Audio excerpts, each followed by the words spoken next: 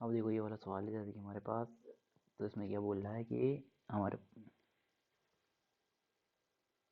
इसमें बोल रहा है 11वां सवाल कि एक नहर के तट पर एक टीवी टावर है। तो ये हमारे एक नहर के तट पर टीवी टावर ऊर्ध्वाधर खड़ा है। ऊर्ध्वाधर माने यूं, और क्षैतिज कैसे होता है? क्षैतिज यूं होता है। तो ऊर्ध्वाधर खड़ा है यानी कि सीधा ये हो गया। टावर के सामने दूसरे तट पर एक अन्य बिंदु, टावर के शिखर का उन्नयन कोण 60 डिग्री है। इसी तट पर इस बिंदु से 20 मीटर दूर और दूर इस बिंदु को मीनार के पास मिलाने वाली रेखा पर स्थित है। अन्य बिंदु टावर के शिखर का उन्नयन कोण 30 डिग्री है। टावर की ऊंचाई व नहर की चौड़ाई ज्ञात करो। तो इसमें क्या बोला है, देखो ये हमारे पास एक कोई नहर है, ये बीसी।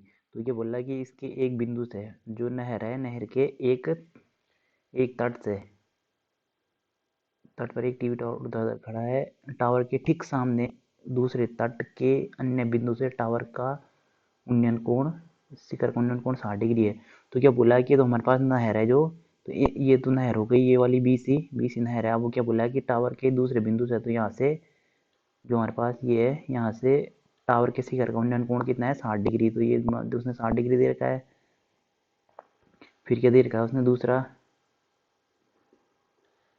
फिर बोल रहा है कि टावर के शिखर से, फिर अगला बोल रहा है वो इसी तट पर 20 मीटर की दूरी पर। तो ये नहर के इसी तट पर, ये दूसरा तट था नाली का, ये नाली बह रही है ना, दूसरा तट, फिर दूसरे तट से 20 मीटर की दूरी पर एक बिंदु है 20 मीटर दूर, और इस बिंदु को मीनार के पाद से मिलाने वाली स्थित है रेखा पर स्थित एक अन्य बिंदु से टावर के शिखर का उन्नयन कोण 30 डिग्री है।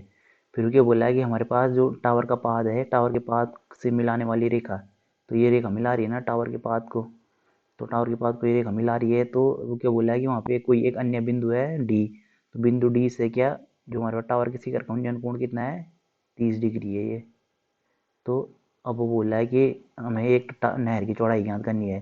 तो नहर की चौड़ाई क्या हो गई? 20 ही होगी ना, नहर यूं बह रही है ये, इसमें बह रही है, तो नहर की तो चौड़ाई हो गई 20 ही, और टावर की ऊंचाई हो जाएगी ए बी। तो हमें ए बी ज्ञात करना है और 20 ही ज्ञात करना है इसमें। तो देखो अब ये है नाली। तो सबसे पहले इसमें देखो क्या हो जाएगा हमारा, इसमें हमें क्या क्या दिख रहा है? एक तो हमें ये दिख रहा है एच, ये निकालना है हमें, यानी कि ए बी निकालना है। तो उससे पहले हम ट्राइंगल ए बी सी ले रहे हैं इसमें, ट्राइंगल ए बी सी में। तो ट्राइंगल ए बी सी में ये हो जाएगा हमारे पास, ये हो जाएगा हमारे पास, एक तो लंब है और एक आधार है। तो ये हो जाएगा हमारे पास, लंब बटे आधार क्या होता है? 10। तो 10 60। तो 10 60 इक्वल टू लंब, लंब यानी कि ए बी अपॉन आधार क्या है? सी बी है। तो ये हो गया हमारे पास, तो ये होता है √3, और ये हो जाएगा ए बी,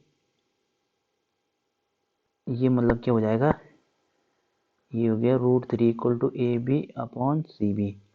तो ये क्या हो जाएगा? सी बी या ए बी इक्वल टू क्या हो जाएगा, यानी कि टावर की ऊंचाई बराबर हो जाएगा √3 सी बी। तो सी बी, यार इसमें क्या रिलेशन आ गया? ये रिलेशन आ गया हमारे पास, √3।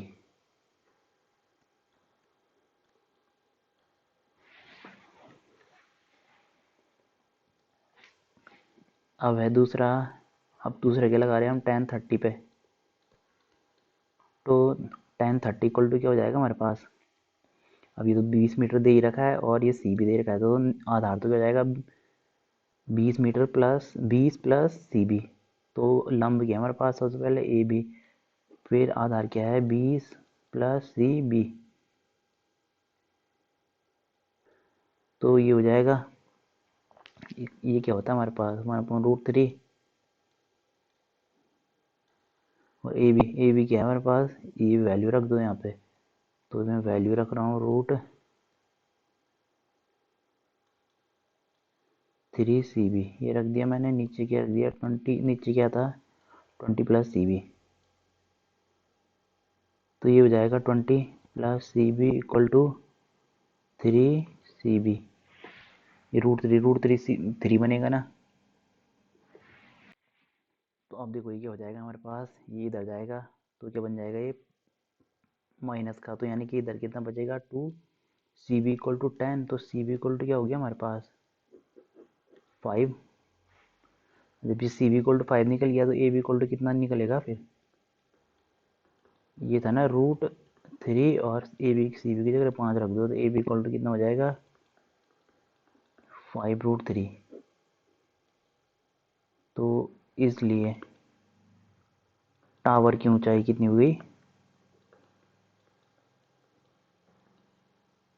ए बी था तो यानी कि 5√3 मीटर। मीटर में दे रखी है और वैल्यू, तो ये मीटर में ही होगा।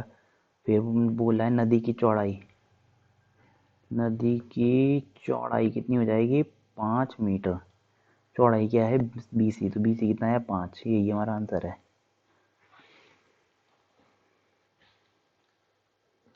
अब 12वां सवाल, तो 7 मीटर ऊंचे भवन के शिखर, तो 7 मीटर कौन कोई 7 मीटर क्या है ऊंचा भवन है, तो 7 मीटर ऊंचे भवन के शिखर से एक केबल टावर के शिखर का आ रही, तो भवन का शिखर है ये 7 मीटर। 7 मीटर भवन का शिखर से एक केबल टावर के शिखर का उन्नयन कोण, एक दूसरा टावर है केबल टावर।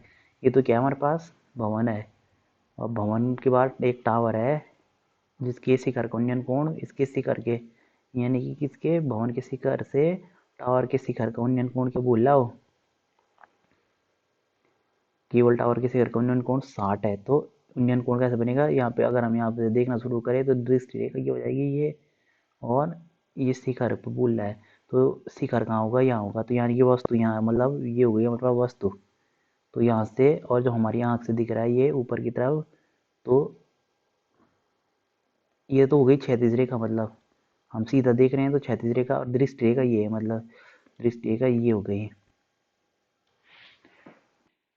तो भवन के शिखर पे कहाँ देखना हमने, टावर के शिखर पर देखना है। तो ये कितना है, कितने डिग्री का कोण बना रहा है 60 डिग्री का कोण बना रहा है। इसके पाद का अवनमन कोण, किसके पाद का, भवन के शिखर से एक केबल टावर के शिखर का अवनमन कोण 60 है। और अब वो टावर और क्या बोल रहा है कि टावर के शिखर का अवनमन कोण 60 है, और इसके यानी कि टावर के पाद का अवनमन कोण, तो टावर कौन सा है ये है हमारे पास, टावर के पाद पाद कहाँ है इसका ये है, तो टावर के पाद का उन्नयन क्या अवनमन कोण कितना है, तो अवनमन कोण कितना है टावर के पाद का बोल रहा है 45। अब अवनमन कोण कैसे होता है, ये अगर ये हमारे पास क्षैतिज रेखा है, हम नीचे के लिए देख रहे हैं, अगर पाद में देख रहे हैं तो हमें ऊपर से नीचे तो देखना पड़ेगा। तो ये देख रहे हैं हम ये क्षैतिज रेखा है और नीचे वस्तु रखी है, तो ये हो गया हमारा अवनमन कोण, तो ये इसलिए हमने क्या कर दिया ये अवनमन कोण हो गया। अब देखो ये 45 है,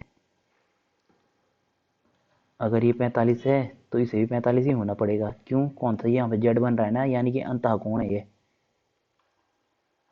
ये देखो ये जेड है तो ये भी, और मतलब ये जेड बन रहा है ना इस प्रकार से, तो यूं यूं तो ये वाले कोण क्या होते हैं हमें पता है बराबर होंगे, जब भी दो क्षैतिज रेखाएं जाएंगी ये कटता है ना, तो ये जेड बन रहा है कौन सा यू, या ये जेड बन रहा है ना ये और ये, तो ये कोण और ये कोण बराबर होंगे, तो उसी प्रकार यहाँ पे भी बन रखा है। तो ये हो जाएगा हमारे पास 60 45। अब इसे कुछ भी नाम दे दो इसको, इसे मैंने नाम दिया ABCDE, ये नाम दे दिया मैंने इसे।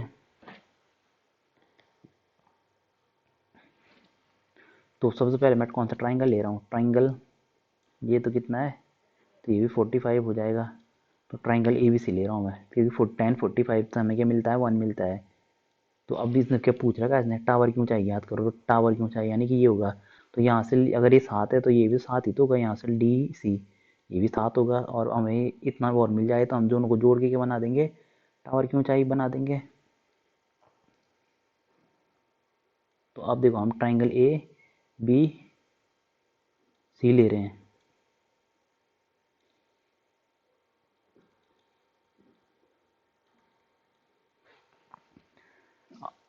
अब देखो हमें ये भी चाहिए होगा ना BC, क्योंकि हमें इस पे अगर AD निकालना है हमें, AD यानी कि ये और ये निकालना है हमें, तो क्योंकि हमें ये ऊंचाई निकालनी तो ये भी चाहिए होगा हमें AD निकालना है हमें, तो क्या होगा, टेन कौन सा फॉर्मूला लगेगा, 1060। हमें बी सी निकालने के लिए हमने इस वाले ट्राइंगल पे लगाया 1060 इक्वल टू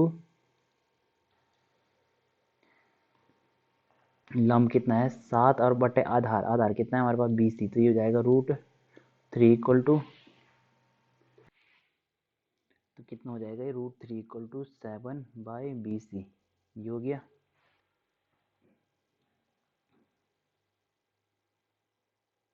तो BC इक्वल टू कितना हो जाएगा ये 7/√3, ये हो गया।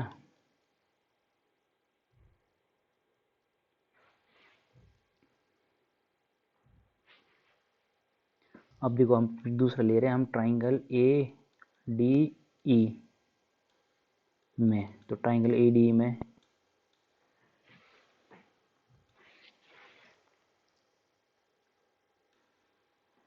तो ट्राइंगल ADE में क्या हो जाएगा 1060,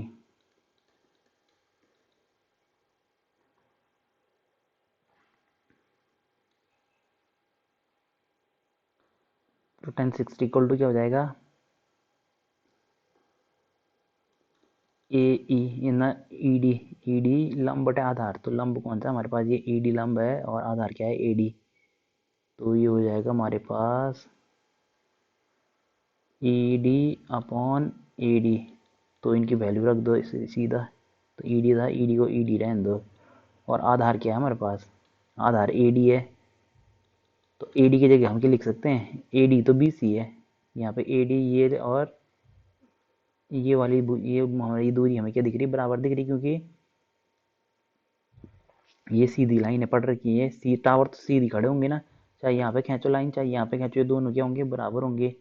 तो इसी प्रकार ये क्या है, यहाँ पे यही हो रखा है कि हमने ED अपॉन AD के लिए, अब ये था ED तो हमें निकालना है, AD की जगह क्या रख सकते हैं हम 7/√3 रख सकते हैं हम। अब ये हो जाएगा √3 इक्वल टू ED अपॉन 7, और √3 क्या जाएगा ऊपर चल जाएगा और ये कट जाएगा, और ED इक्वल टू कितना आ गया हमारे पास 7।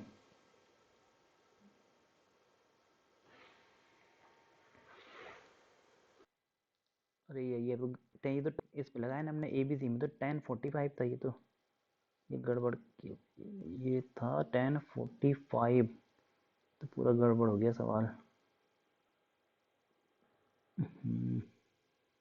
तो 1045 का मान कितना 1 होता है, बराबर BC, तो BC इक्वल टू कितना था ये 7 था, 7 था ये यहाँ पे पूरा गड़बड़ हो गया साला। तो AD इक्वल टू क्या था BC, तो AD की जगह हम यहाँ पे क्या रख दिया था BC रख दे रहे थे हम, तो अब BD की, अब इसकी वैल्यू तो हमें मिल रखी थी,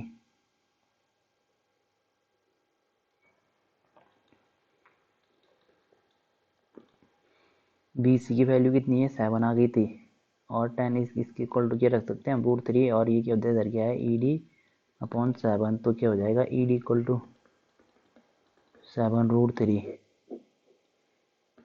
इसलिए ऊंचाई, टावर की ऊंचाई कितनी हो जाएगी,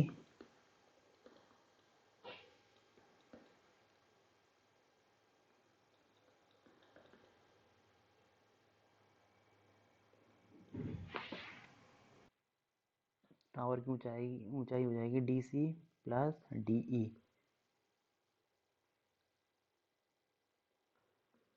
तो DE क्या हो गया ये, और DE ये और CD ये, तो अब उनकी वैल्यू रख दो बस।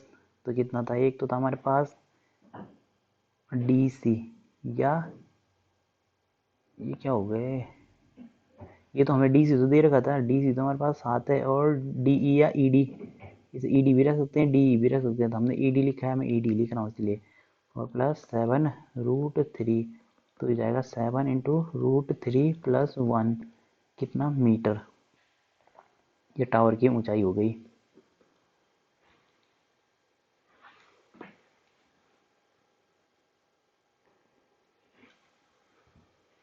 अब 13वां सवाल, अभी 13वां सवाल तो क्या बोला कि समुद्र तल पर एक लाइट हाउस लगा है, लाइट हाउस जैसे हमारे पास यूं इस प्रकार लाइट हाउस है, तो यहाँ से हम नीचे देखते हैं ना, लाइट हाउस में चढ़ के नीचे देख रहे हैं, तो हम समुद्र के किनारे एक लाइट हाउस लगा है, तो ये तो गया हमारे पास लाइट हाउस। जो ये है कौन सा, इसे मान लो बी ए, ये बी ए कोई यहाँ पर लाइट हाउस है, हम यहाँ से देख रहे हैं। अब यहाँ से नीचे की ओर देख रहे हैं तो हमें हमें क्या मिलेंगे, अवनमन कोण ही मिलेंगे। तो क्या बोल रहा है कि दो समुद्री जहाजों के अवनमन कोण 30-45 है। तो यहाँ से देख रहे हैं तो एक का 30 है, दूसरे का 45 है। और इसमें क्या बोल रहा है कि एक जहाज दूसरे जहाज के पीछे है, तो एक जहाज यहाँ पे होगा तो दूसरा जहाज कहाँ होगा, यानी कि एक दूसरे के पीछे है ये जहाज, मतलब एक जहाज के पीछे दूसरा जहाज है। तो अब क्या बोला है कि हमारे पास क्या, दो जहाजों के अवनमन कोण कितने कितने हैं, 30 और 60 है। तो अवनमन कोण यानी कि पहले ये तो हो गई हमारे पास 36 रेखा, और अवनमन कोण नीचे के लिए होगा ना, तो अवनमन कोण एक तो ये होगा, और दूसरा अवनमन कोण कौन सा होगा, ये वाला। और ये अवनमन कोण है हमारे पास, एक तो है हमारे पास, कितना कितना बोल रहा हो। तो तो ज़्यादा कौन सा कब कोण होगा, बड़ा कोण कौन सा होगा, यही वाला तो होगा। बड़ा तो दिख ही रहा है कि 60 डिग्री होगा, यानी कि ये वाला। तो ये कितना हो गया हमारे पास 60 डिग्री, यानी कि यहाँ से लेकर और यहाँ तक कितना है 60 डिग्री। और फिर दूसरा क्या भी बोल रहा है कि 30 डिग्री है। अब हमें फिर से देखो, अब अगर ये 30 है, ये 60 है, तो अब हमें क्या दिख रहा है, जेड नहीं दिख रहा है, ये इस प्रकार से जेड दिख रहा है। तो ये कोण के बराबर होगा, यानी कि ये वाला कोण और ये कोण क्या होंगे, हमारे बराबर होंगे, और ये कोण बराबर होंगे। तो इसे सी ले लो और इसे डी ले लो, तो ये कितना हो जाएगा 30 डिग्री। इसका अपोजिट ही इसी के साथ बन रहा है, ये कैसे बन रहा है देखो, ये बन रहा है ना हमारे पास, ये और ये बन रहा है जेड, इस प्रकार जेड बन रहा है, तो ये इसके साथ ही तो होगा।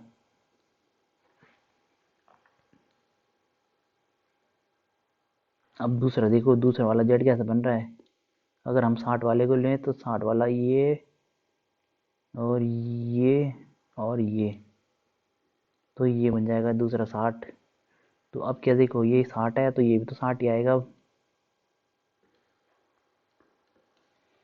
अब इसमें देखो, अब कौन सा कुछ भी लगा लो इसमें, कोई भी, मतलब इसमें अब हमें क्या टावर की ऊंचाई ज्ञात करनी है ना दो जहाजों के बीच की दूरी, यानी कि हमें सीडी ज्ञात करना है।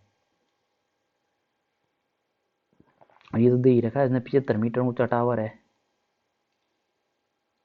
तो ये लिख दिया हमने। तो अब मैं क्या करूँ इसे, सबसे पहले मैं ले रहा हूँ ट्राइंगल ए बी सी में, तो ट्राइंगल ए बी सी में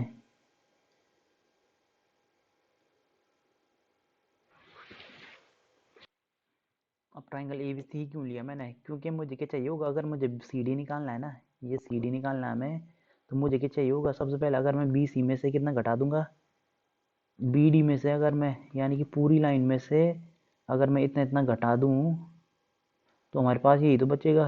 तो इसलिए मैंने क्या किया, हमें चाहिए था बी सी भी चाहिए ही चाहिए हमें, तो मैंने इस बी सी के चक्कर में मैंने ट्राइंगल ए बी सी लिया। तो ट्राइंगल ए बी सी में क्या हो जाएगा हमारे पास, हमने कौन सा फॉर्मूला लगाया, 1060 बराबर लंब बटे आधार कितना है बी सी, तो ये कितना हो जाएगा √3, और ये हो जाएगा 75 बटे बी सी। तो बी सी ये होगा ना √3 75 बटे बी सी, और ये हो जाएगा, तो बी सी इक्वल टू कितना हो जाएगा, ये 75 बटे √3, ये हो गया। अरे ये क्या है, ये बी सी,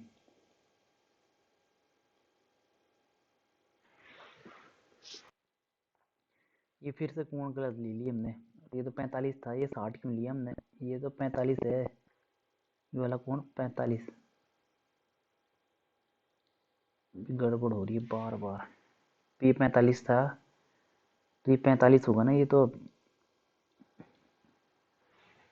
ये 45 तो लगेगा, और ये हो जाएगा 1, तो ये 1 होगा, तो यानी कि 20 इक्वल टू भी हमारा 75 ही आएगा। अब 20 इक्वल टू 75 आ गया। अब हम कौन सा ले रहे हैं, ट्राइंगल, दूसरा ट्राइंगल ले रहे हैं हम, ट्राइंगल ए बी डी में, तो ट्राइंगल ए बी डी में ले रहे हैं क्योंकि हमें बी डी भी चाहिए, तो ए बी डी ले लिया हमने। तो इसमें क्या दिख रहा है हमें, 1030 इक्वल टू लंब बटे आधार कितना है हमारे पास बी सी ना बी डी, तो ये हो जाएगा 1/√3 इक्वल टू 75 बट्टे बी डी, तो ये हो जाएगा बी डी इक्वल टू हो जाएगा हमारे पास 75 बट्टे √3।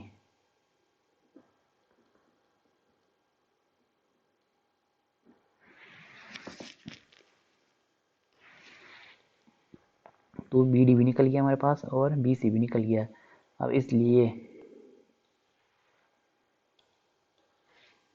इसलिए दो जहाज़ों के बीच की दूरी, तो एक जहाज़ यहाँ पे था, एक जहाज़ यहाँ पे था, तो दो जहाज़ों के बीच की दूरी कितना हो जाएगा हमारे पास?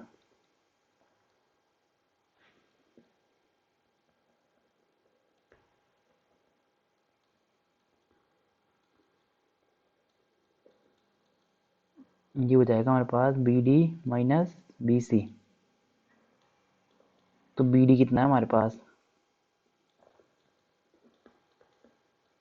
बी सी कितना है, तो कितना हो जाएगा ये 75, और ये हो जाएगा 1/√3 -1। तो कितना हो जाएगा ये हो जाएगा 1 - √3/3। तो ये हो जाएगा हमारे पास। अब मैंने क्या किया, इसका परिमेयकरण करना चाह रहा हूँ मैं, तो मैंने क्या कर दिया, इसे √3 से मल्टीप्लाई, √3 से मल्टीप्लाई भागा, तो कितना हो जाएगा ये 75 बराबर 75 मतलब 75 गुना हो जाएगा √3 -1 इंटू √3 था, और नीचे क्या है 3 है हमारे पास। तो ये काटो सीधा इससे, कितनी बार जा रहा है 25 बार।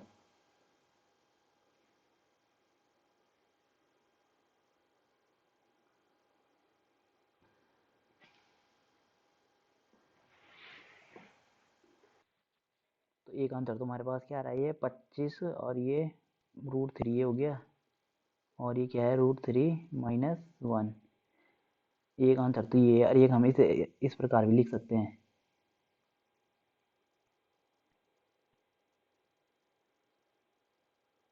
ये एक हम इसे किस प्रकार लिख सकते हैं, ये है हमारे पास, तो ये हो जाएगा 75, और ये हो जाएगा हमारे पास 1 - √3/√3, और इसे मैंने क्या कर रहा हूँ √3 से मल्टीप्लाई, √3 से डिवाइड।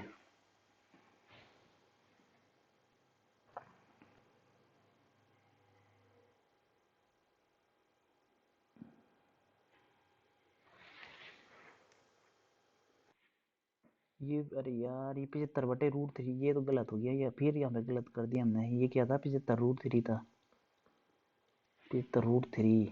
यार ये तो नॉर्मल सवाल था।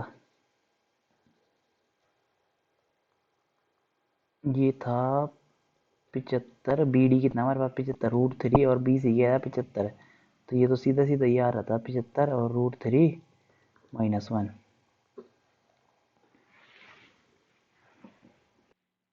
मीटर था आगे, मीटर लगा दो, क्योंकि ये मीटर में है, तो ये मीटर में आया इसलिए।